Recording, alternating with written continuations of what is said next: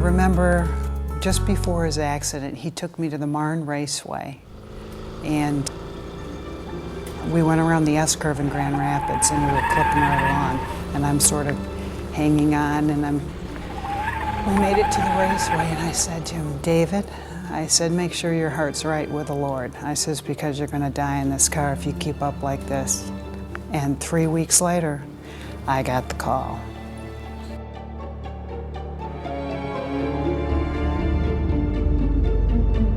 I don't know where it comes from, because why I have this urge to go fast. I always have. It's just an inner hormone-like thing where you guys gotta go fast, fast. Yeah, at the end of those commercials when they're saying this was done by a professional driver on a closed course, I always thought I was a really professional driver, but I was never on the closed course. Instead, I was rolling end over end through a hayfield. I think I was just in a car just screwing around going too fast, and the passenger side wheels went into the ditch, sucked me in. I went into a fresh alfalfa field, and it shot me out, and I flipped front end over back end 5 times, and I was airborne. I hit the ground 5 times within an 1/8 of a mile. So you do the math. One of the guys that I've worked with in the past is Dave Tubergen.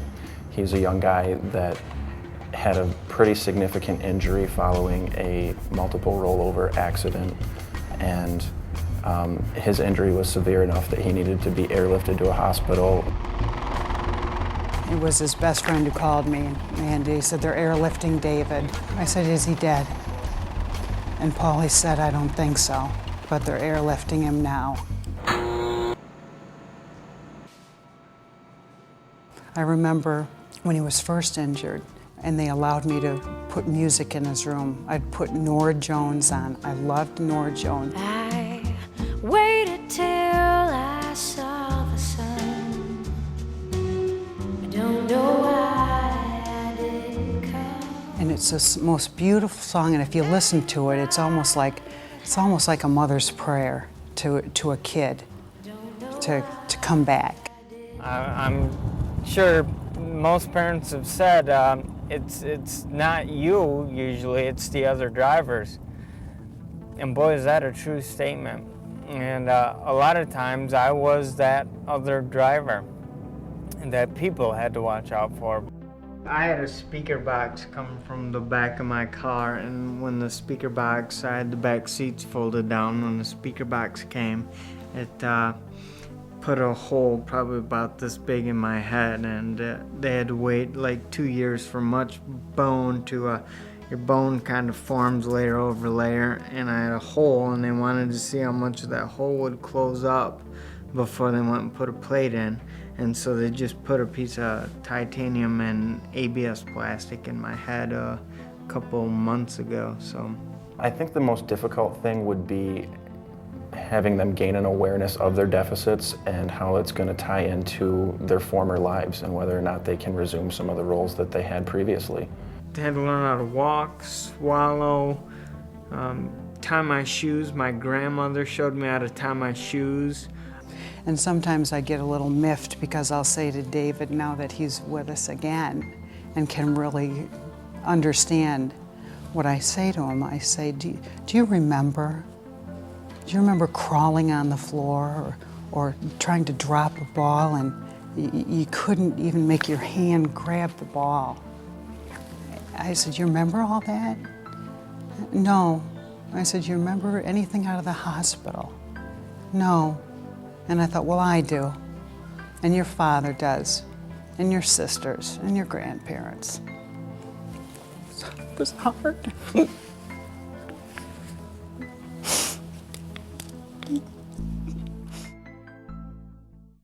Now I can really drive slow, and it's okay with me. If somebody has to pass me, I can just let them go. I don't have any more of that.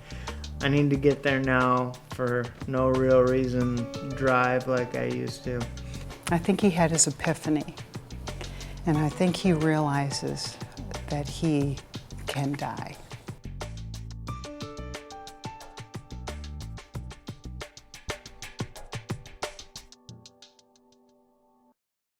My voice was my best friend.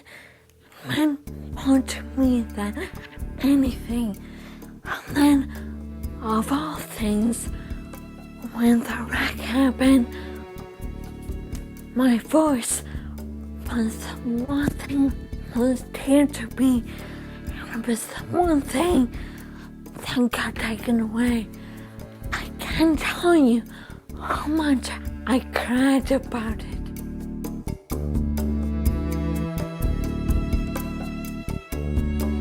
Adora, yeah, voice. A lot of voice therapy with Adora.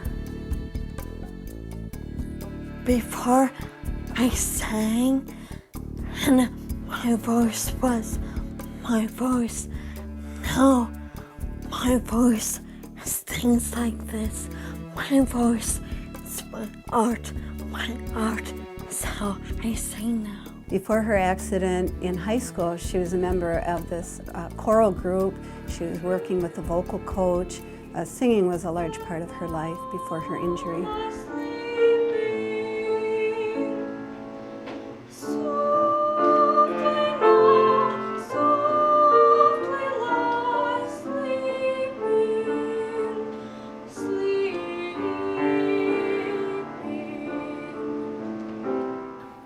My boyfriend at the time listened to a tape of me singing from back then, and he had the headphones on, and he was like, and at that point, I knew to him especially, I was my voice. So without my voice, I felt like I wasn't a person anymore.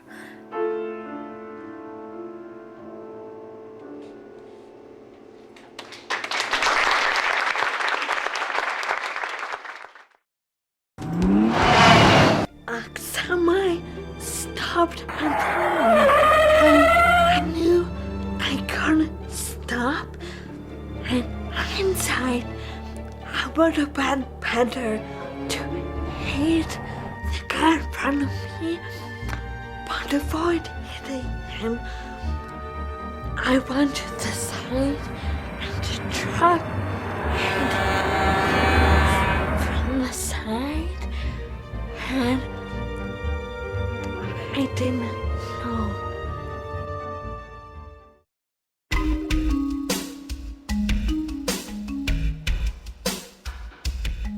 I worked a long time with Adora because of her severe car accident. A big part of the problem was that she had movement problems. She couldn't move. She was very uncoordinated.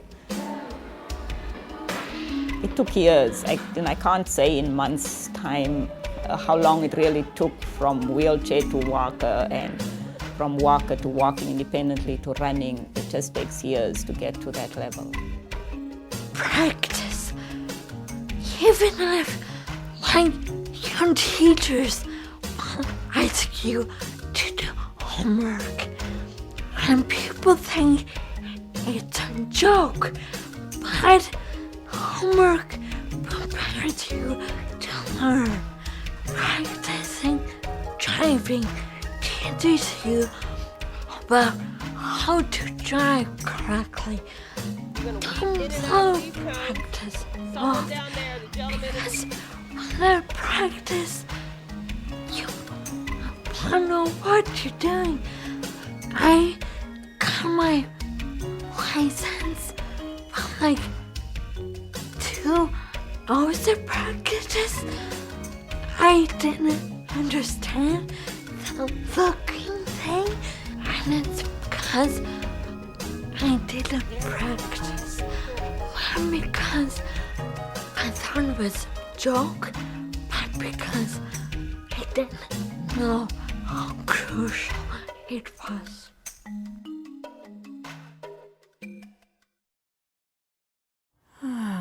What do I want to say about traumatic brain injury?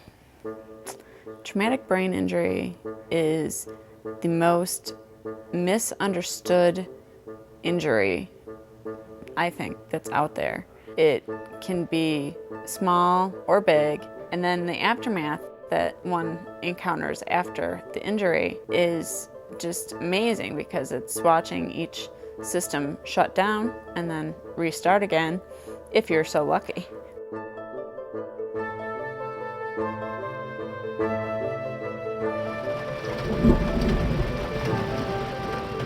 The day before the wedding, the weather wasn't cooperating, and it was rainy and dreary. So I hear, because I don't remember anything of this time. So the accident happened in an area which is a 2-lane road, very busy, very bad visibility in this area, well known for many accidents. And best that I've been able to learn was that Kelly was trying to make a left-hand turn. There was some kind of a large van or something that was turning right, and right behind that van was a pickup truck. As the van turned the corner, Kelly started to pull out, and probably Kelly and the man in the pickup truck never saw each other until they just about hit each other. the last thing I remember from that time frame in 2002 is 3 days prior to even coming to Grand Rapids. So I was still in Chicago at the time. When we first met, Kelly was barely able to sit on a mat table. In fact, when she did sit on it, she'd have to hold on for balance. She didn't have any kind of protective reaction, so if she started to fall, she couldn't even begin to catch herself. She could walk, but it took her, let me remember, about 35 minutes to walk 170 feet. Kelly used to get lost. She had what we call problems with topographical orientation. So she'd go down the hallway and all of a sudden we'd hear this big laugh and I'm lost again, somebody get me. Simple things, she couldn't find her way around. She couldn't roll over, she couldn't scoot up and down in a bed. Even simple movements that we take for granted, like turning or twisting, were enough to knock her over. To me, it's like it's a constant struggle because you take 2 steps forward, 3 steps back, then 3 steps forward, 2 steps back, and it's a constant juggling act to get my life back. It isn't just an accident that you're sick for a while and you get up and you're done. It's not like breaking a leg or breaking an arm. When you get done with this, you are not the same person you were before it happened. And I don't know if you can understand that at 16 or 17 years old, how it changes absolutely everything. 4 years, okay, good job. I was finally one of the regular 20-somethings, and then all of a sudden, crash comes and it changes my life. And I don't know if there's any rhyme or reason, and I can't change history. So it is what it is. It's a one-of-a-kind injury, and when you are faced with it, you absolutely go into shock. And the thing about this particular injury is it's not a sprint, it's a marathon. And the important thing to remember is to learn and to focus and to pace yourself, because it goes on for a very, very long time. The why me? And you know, in my mind, there isn't an answer for that. It is what it is, and guess what? You have to deal with it. If you want to live in this life, you have to deal with it.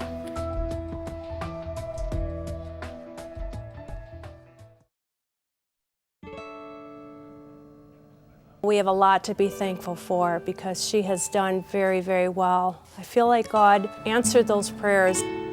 I give Amy back to Him for whatever He wants to do with her life. I think He has special plans for her.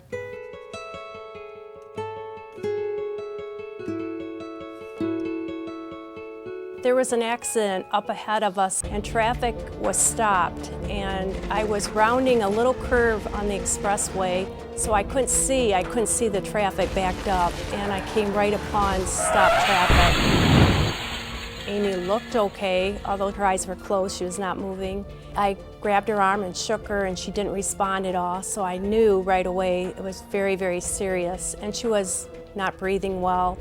And that's when I realized it was a life or death situation at that time.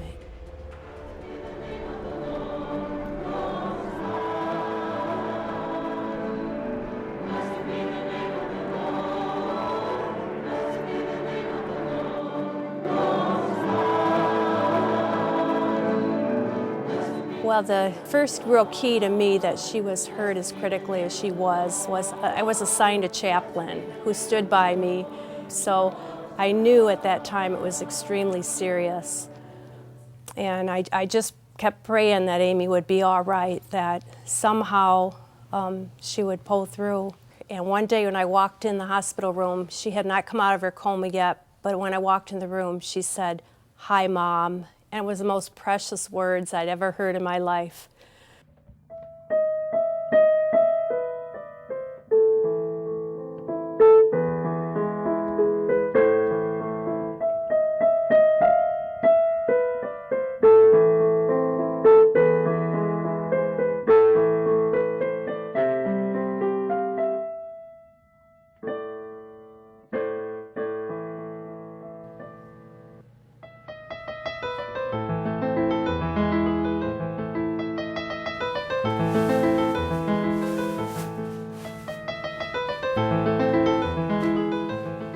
Pretty much she had to start all over again, learning to hold a toothbrush even to brush her teeth, learning to comb her hair, learning to dress herself. Those were all things that she no longer could do. And even things like writing, I didn't remember how to form my hand to make the letters and things. I wasn't able to write. And because her balance was off, she had a fracture near the inner ear, so that caused her to feel like she was on a ship, on water. And if you watched her walk, you know, everything, all the walls moved because her balance was all off.